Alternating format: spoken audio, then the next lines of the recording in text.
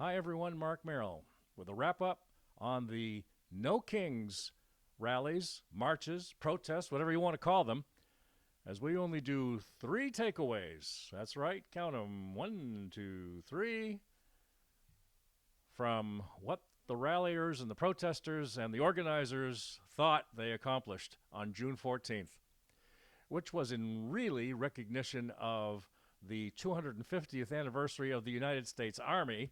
It wasn't about them. It was about them being ticked off about Donald Trump and his administration and policies on immigration. At least that's what Axios had to say. But we have some statistics of our own first. First of all, the number of walkers, protesters, as we said, or people who actually showed up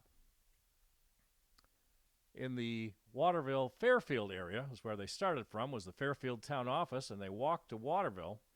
There was approximately 130 there. That is it, folks. As for Augusta and the State House, about 1,300. That's approximation, just like it was in the one in Fairfield and Waterville. We also have a few people who proclaimed at the Augusta State House about this rally and protest of No Kings, and of course against Trump's policies, not just about immigration, but also a couple of speakers there, some of them not really behaving themselves that much, so we took some excerpts at liberty and did some editing for you. I wanted to be a little bit nasty towards the Trump administration, specifically our president, duly elected by over 77, if not closer to 80 million people back in November of last year. But we got some of the good ones, folks, and one is kind of a hypocrite. And we also took an odometer reading, folks, on my car, the one that is going around Central Maine and has been for several months now. We the people. And firm, fairness in reporting media about truth, facts, reality, and common sense, and also spreading the news of our supporters. American Center for Law and Justice, or ACLJ. We're also on YouTube, Twitter, or X. And also supported by the Epic Times, newspapers, magazines, and TV station, or TV link you should be able to get. And our ultimate friend, Tom Fitton, president and founder of Judicial Watch, judicialwatch.org. You can find it on our car and all over Central Maine on pretty much a daily basis, folks. But the odometer reading for the car was 66.67 miles. Believe it or not, that was the reading. You can't get any more weird than that as far as the, total number of miles traveled from Fairfield, Waterville, down to Augusta and back home again. They should really love that statistic. But as we move on here, folks, on the 3 takeaways, actually might even be 4, from the No Kings rally. The first one we're going to have here, folks, in order, one particular person, we don't know what the lady's name was, but at the State House in Augusta is where most of these announcements or speeches or rally hosts went off a little bit, from speakers of the transgender community here in Maine and activists from Indivisible Bangor. Now, the first one I should say, folks, that we come across, as you will hear momentarily, is from Kellyanne. We didn't get her last name, but she's a representative of Indivisible Maine. Here's what she had to say.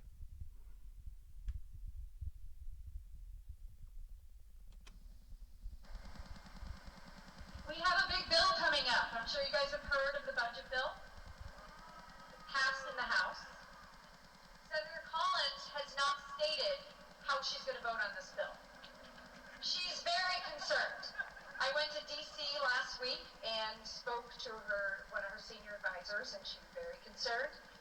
She might not vote on it. We need to flood her office with calls, with emails, with letters. We have a delegate in Virginia that's going to hand deliver all the emails, all the letters, all the postcards, and read them to her. So some of the things to know about this bill. It hands permanent tax cuts to the wealthy while increasing the burden on working families across Maine that are already struggling to make ends meet. This bill is going to make it even harder. We need to stand up for fairness. This bill also deepens the cuts to Medicaid and reproductive health funding and will shut down rural hospitals and clinics. Mainers do not need to lose access to care because of politics. Cutting funding for universal school meals means that kids in Maine will go hungry while the wealthy benefit. Wrong. Our children deserve better. We need to be strong about this. We need our senator to be firm and to stand up for her constituents. And we need to tell her that she represents us. Again, thank you all for coming out. I really appreciate it. The power of the people are stronger than the people in power. Remember that. Thank you. Next one is from, I believe, another lady, but I don't remember what organization she is from, but she could certainly be from Indivisible Bangor. Actually, folks, once we did take this one down and get it ready for presentation on the podcast, it's our representative. It's not my representative. Hopefully she's not your representative either. But she's Lisa Margulies, who we spoke with originally back in early 2024. And she still remains the Vice President of Public Affairs for Planned Parenthood of Northern New England. Here's what she ranted and raved on.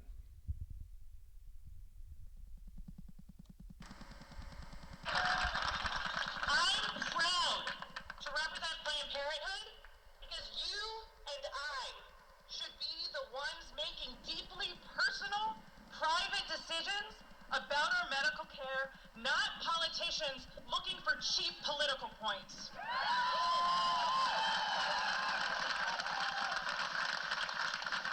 Politicians are unqualified to make our healthcare decisions. We don't need and we don't want politicians butting into our healthcare. And I'm proud to represent Planned Parenthood because abortion is healthcare.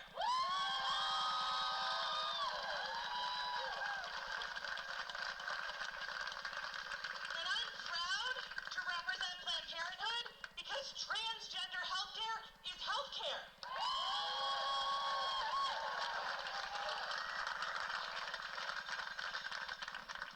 And I'm heartbroken over the truly tragic deaths of so many members of our community, in the trans community, and also specifically those preventable deaths due to lack of access to abortion. Today, I'm thinking about Amber Thurman, I'm thinking about Candy Miller, I'm thinking about Jocelyn Barnica and Nevaeh Crane, all of whom died because they could not get access to a life-saving abortion. And I'm also thinking about all those names we'll never know, who have died because they could not access abortion. But from that heartbreak comes anger and fire.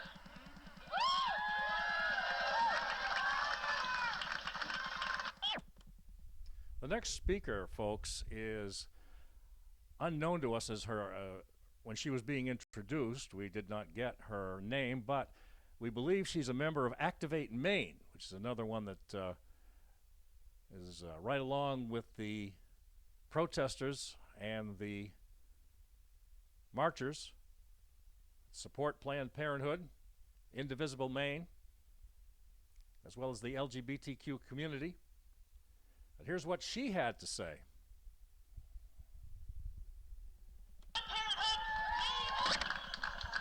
Let's honor your time, though. Raise your hand if you left your family, your partner, or your children to be here today. Raise your hand if you left your garden or some kind of work to be here today. Yes, we have stuff to do. Raise your hand if Saturday is a resting day and you left rest to be here today.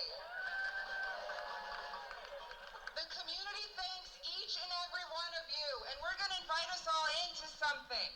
Turn to your neighbor, please, especially if you don't know them, and take turns offering the following affirmation. When not all are here, I see you here. When not all are here, I see you here.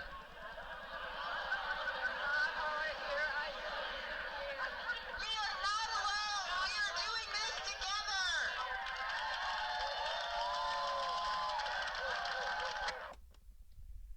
And our last one, folks, on this brief, hopefully, insert of Firm, on 3 takeaways, if not 4, from the No Kings rallies that took place in Central Maine from Fairfield to Waterville on a march and around the State House across from the Cross Building, right down there in the center of Capitol Street and State Street. Now, speaking of anger and fire, from the last lady you just heard, is a trans G, believe it or not, man to woman, named Victoria. Pardon the deep voice. And I'm going to say that over in Canada, hi Jim, love you. We see you. We stand with you. And we love you. And I'm going to shift gears here for 1 second too, because I want to speak directly to those United States Marines over in California right now. You need to think long and hard about what you're doing. Integrity is what you do when nobody else is in the room. Do not be on the wrong side of history. Your oath is to the Constitution. Well, that pretty much does it, folks, as far as the audio segments there we got from the State House in Augusta, which where pretty much all of them took place. But what we'd like to do right now is to show you pretty much what happened all along during national protests for No Kings. There's one right here. Lovely gentleman, isn't he? Notice what his sign says, though, folks, if you can see that. We'll put it up right close there. Peaceful protests. Really? Gee, with smoke and fire and flames and probably someone getting ready to burn the American flag while he's wearing a mask. Kind of gives the wrong message for the sign that he's holding, doesn't it? Clashes between police and protesters were reported in Los Angeles. This is coming from Axios. June 15th, 8 in the morning. Authorities issued a disperse order, but reports included the throwing of objects by protesters and the use of less lethal weapons by law enforcement. Other incidents included a shooting in Salt Lake City, Utah, and an arrest in Culpeper, Virginia, after a driver allegedly drove an SUV into a crowd. On a more somber note, folks, I think most of the general public, including yourselves, stay abreast as to what's going on, whether you want to or not, I understand. But the protests, according to Axios' report here, were held in opposition, of course, as we mentioned at the top of the podcast here, Trump's administration policies, particularly concerning immigration. Organizers intentionally avoided events in Washington, D.C., where Trump held a military parade honoring the 250th anniversary of the United States Army. Let's give thanks to those soldiers, men and women, who've kept us safe and fought, some who gave all, to be able to stand on the precipice next year, 2026, of the country's 250th anniversary coming right up. Let's honor them, shall we? With a little bit of silence.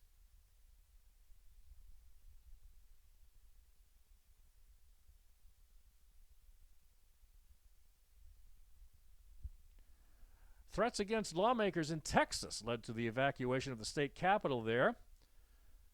But on this particular somber note, folks, you may recall a shooting targeting lawmakers in Minnesota caused some event cancellations. And the reason for that is because 2 of the 4 that were attacked were killed by a mad gunman.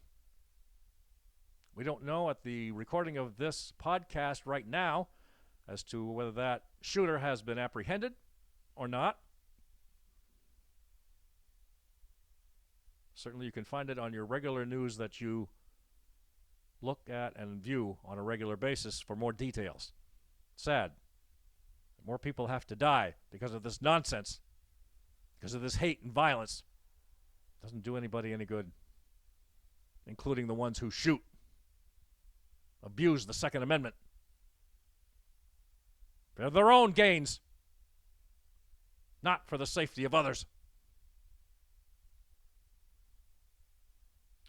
Donald Trump's administration deployed National Guard members and the U.S. Marines to Los Angeles. We all know that. The law enforcement responses varied, though, with some protesters accusing authorities of aggressive tactics, and protesters opposed that they viewed that the administration deploying the National Guard as strongman politics and corruption. Stick it. Probably coming from Gavin Newsom himself. With some others, folks. Here we go. More protests. Pretty much. This one was from May in Portland, Oregon, by the way, where hundreds gathered downtown Portland for a May Day protest pushing back on federal policies and Donald Trump's immigration as well, from the Oregonian. Wonderful. One last one we'd like to put in there, folks. This one is also, we believe it is from, actually it's from Mass Views, about the No Kings protests. And what we are going to do is take a couple of little segments from it. It says on page 3 here, celebrations in Washington for the Army's birthday had been in the works for months and months and months. These guys had to go and hurry up and rush and put their so-called protests together around the country.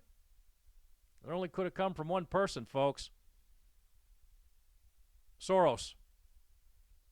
Probably Bill Gates, too. By the way, folks, Bill Gates is the one you want to blame, if anybody, for the deaths and the overturning and stealing and possibly killing farm owners in the Midwest and the South. Some, here in the state of Maine, folks, have taken over small segments, acreage of land that used to be farmland and turning them into weed shops and distribution illegally. Janet Mills turns a blind eye to that, as does Attorney General Fry. Keep that one in mind. Multiple nearby counter-protests are also planned, including a mass march to the White House. We never heard anything about that one, though, folks. Not a thing. President Trump told reporters at the White House on Wednesday, the 11th of June, that the parade would be a big celebration and protesters would not be welcome, according to NBC News. Well, how nice of NBC, legacy media, to let everybody know. Morons. No King said it is not hosting an event in D.C. We all know that. Officials said they were also on alert for signs that the immigration-related clashes between law enforcement and protesters in Los Angeles would spread. And there's more information to come as to the final tally. So as far as this reporter is concerned, folks, and your host here on Firm, Fairness in Reporting Media, Mark Merrill, the ones we mentioned to you there about the number of people in Walking from Fairfield to Waterville was 130. Augusta, once again, in recap, 1,300 approximately. Could have been a little bit more, a little bit less. In Augusta at the State House. Few people, as you already heard, including Planned Parenthood Vice President of Public Affairs, Lisa Margulies, had nothing nice to say about Donald Trump, or anyone else for that matter, in his administration, and keeps on calling abortion reproductive health care.